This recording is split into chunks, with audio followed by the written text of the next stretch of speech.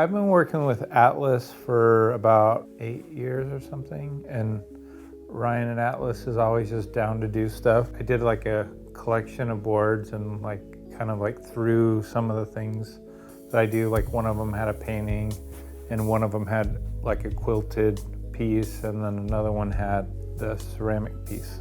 So, and then we did a little show in the store. Anyway, I've always been into like making weird shit. Take it more into the art realm. Yeah, I was really stoked. I was like, Ryan, let's do this. And he was like, okay, cool. And then it came and I was like, whoa, this is better than I thought. I like the idea of like playing with the, like having things sticking out. We put the ears sticking out and we're just like, oh, this is hilarious.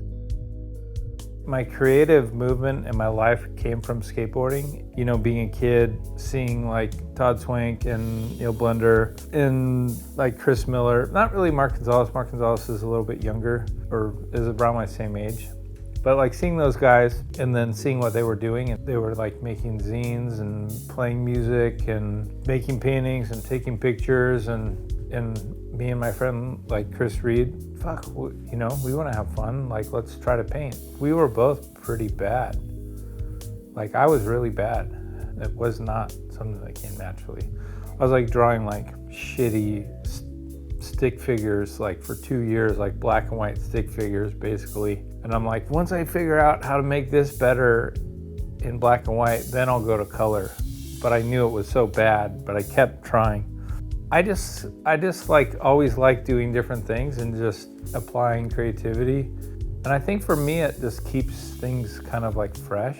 Like I could work on a film, when that's kind of done, then go back and work on paintings or sculpture, and then, you know, maybe move to like working on some kind of music thing. And just like moving around kind of creates an energy that like inspires every different one, so when you get to the next one, it's fun. Right. And I just always feel like if I just painted, I'd be crazy. I probably could be a better painter if I painted more. I just want to have a cool life and hang with my daughter, and I'm having fun doing it the way I'm doing it.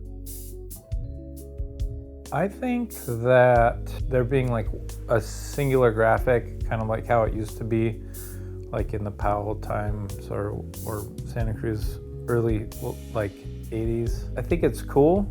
I kind of like the chaos. I like chaos of like, I like skateboarding being something that's like not controlled.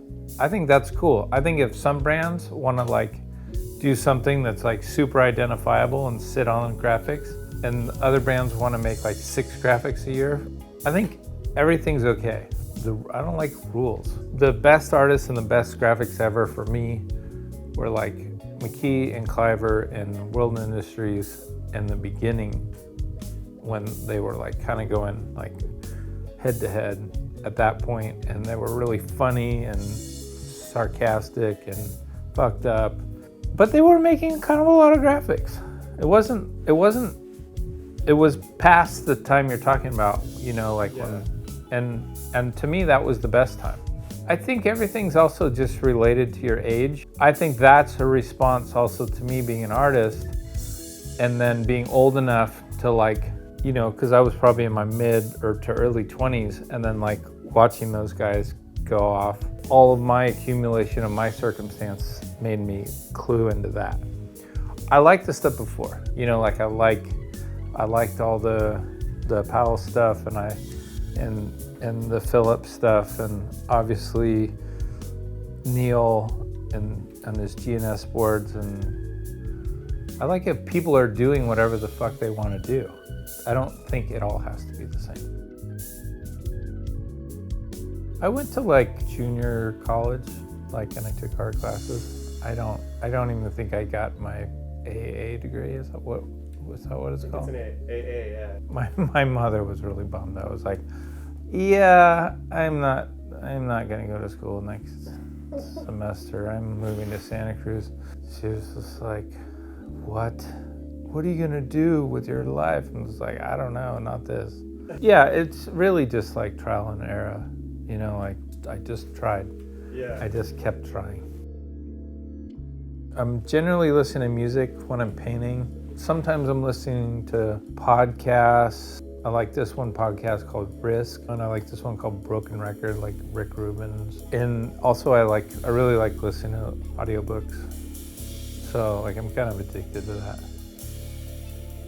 So advice for my younger self. I had a funny thing. I was in Morocco and I was painting in the mountains of Morocco, and then before that, I was staying at a squat in the Basque Country in Spain, and then I went back to the squat and I was painting in the squat, and then so I made a bunch of paintings, and then I came home, and when I came home I went to this gallery in Laguna Beach, kind of near my parents' house in Dana Point. Took some of my paintings down there. I liked this one gallery, and I went in there and I showed the guy, and I was probably 22, and the guy looked at my paintings and he said, he wasn't trying to be a dick either, but it was hard to take. He was just like, oh, he's like, you're pretty good. He's like, if you stick with it, you'll probably be pretty good by the time you're 35 or 40. I was really upset because I thought what I had done was good, and I did everything I could not to say something shitty to the guy, and packed up my stuff and left. He was exactly right. It was probably about 37 or 38 where I was just like, oh, I know how to do this now. But it was interesting because it's just it just takes a long time. It takes a long time to make all the mistakes and figure stuff out. But it was almost exactly what he said. He said 35 to 40, and that was probably right in between there.